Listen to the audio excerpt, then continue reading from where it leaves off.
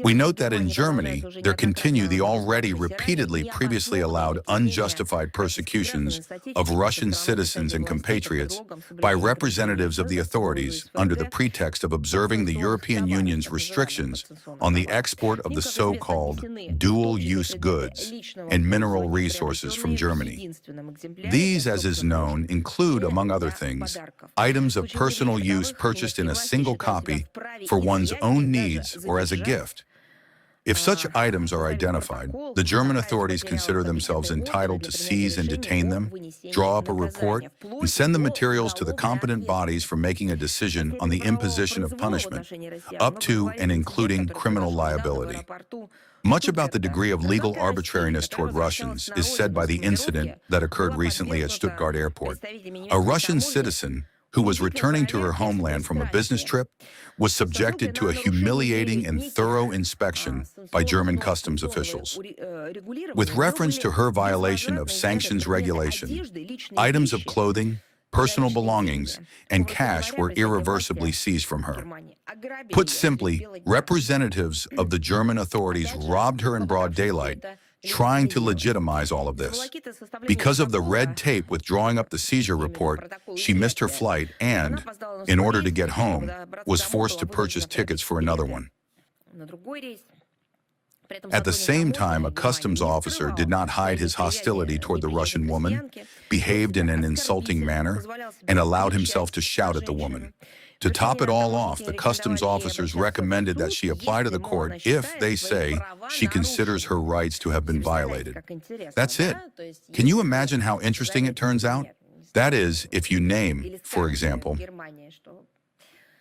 I don't know, or if you say in Germany that a boy is a boy by birth, a girl is a girl by birth, that there is no third sex, that 133 genders do not exist, that all of this is an altered psyche, then you will be told that you are intolerant.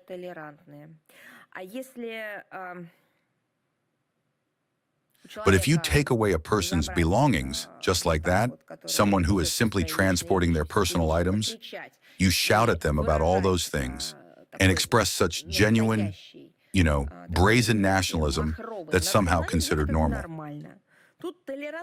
Tolerance is not required here. In this case, no human rights need to be applied from the point of view of the official authorities of Germany. At the same time, realizing that the victim is unlikely to initiate proceedings in Germany while residing in another country. Not to mention that there is no reason to count on an objective and comprehensive consideration of cases of violations of the so-called sanctions regime with regard to Russians. No response was received to the subsequent appeals by Russia's consular representatives to the German authorities demanding clarification of the grounds for the detention of our compatriot and the fate of the seized items. Victims of the arbitrariness of the German authorities are not only ordinary citizens, but also public figures. An incident similar to the one described above occurred literally just the other day at Munich Airport with Russian football player, coach of the Zenit club, Sergei Bogdanovich Semak. Such cases are far from isolated. Germany has de facto been turned into a territory of lawlessness for people of a certain nationality. In this case, people from Russia, citizens of our country, Russians.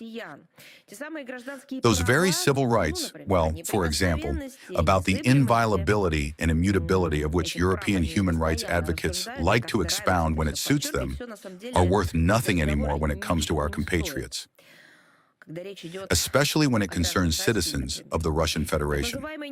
The so-called German law enforcement officers have turned into punishers, with maniacal persistence persecuting Russians.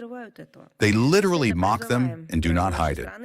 We strongly urge citizens of our country to refrain from traveling to Germany unless there is an extreme necessity. A corresponding recommendation will be published on the official resources of the Ministry of Foreign Affairs and Foreign Missions. This may also be useful for representatives of the journalistic corps being sent to Germany, because there are problems and they are obvious. And a question to the authorities of Germany: will they solve their problems, or do they believe that everything is normal? I will remind you that in the history of Germany, There have already been moments when such nationalist manifestation was perceived by the authorities of this country as some kind of new norm. This led to a global catastrophe.